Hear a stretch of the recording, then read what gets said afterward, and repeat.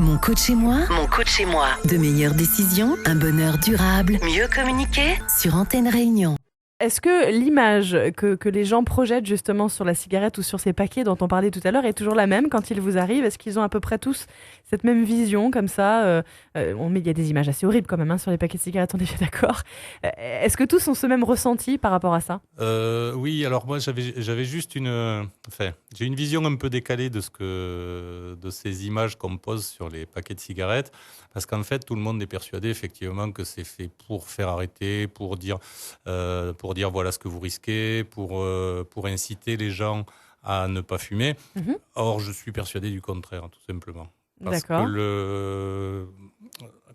le cerveau a deux sortes de fonctionnement. Il y a la pensée consciente, la pensée logique, et il y a aussi une pensée qui est pas tout à fait avec la même logique, on va dire. Elle est logique également, mais qui met en place les automatismes. Et donc les automatismes sur le tabac, sur les comportements, sur tout ce qu'on peut faire de façon inconsciente et sans y penser. Et les liens entre les choses ne sont pas tout à fait les mêmes. Par contre, si vous interrogez la plupart des fumeurs, on va dire au moins 50%, j'en suis quasiment sûr, ils vont vous dire que ça calme le stress. Ouais, alors que c'est pas le cas. Alors, si, bien sûr, chimiquement, ça peut calmer le stress, mais déjà, ça calme le stress qui est créé par le manque de nicotine, donc ça calme le stress qu'il a créé lui-même. Mais d'un autre côté, quand vous voyez ce genre d'image, le cerveau, lui, qu'est-ce qu'il engramme? C'est image horrible égale stress. Ah, d'accord. Donc, vous avez un stress qui est créé sur le paquet et la solution qui est à l'intérieur du paquet. D'accord.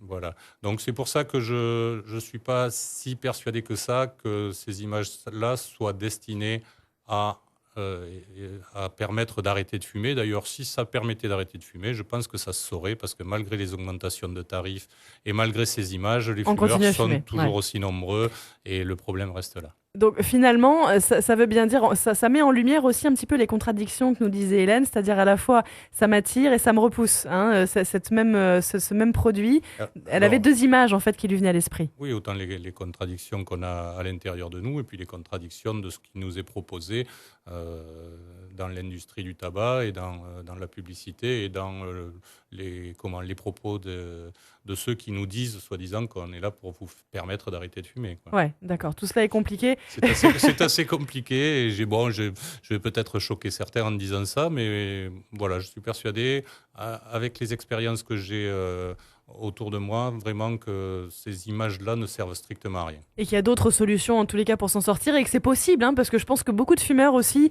ont passé leur vie à se dire je vais jamais y arriver, quoi. Ça, c'est une certitude aussi. C'est vrai que si on croit qu'on n'y arrivera pas, c'est Henry Ford qui disait ça, que tu crois en ton succès ou que tu n'y crois pas, dans les deux cas, tu as raison.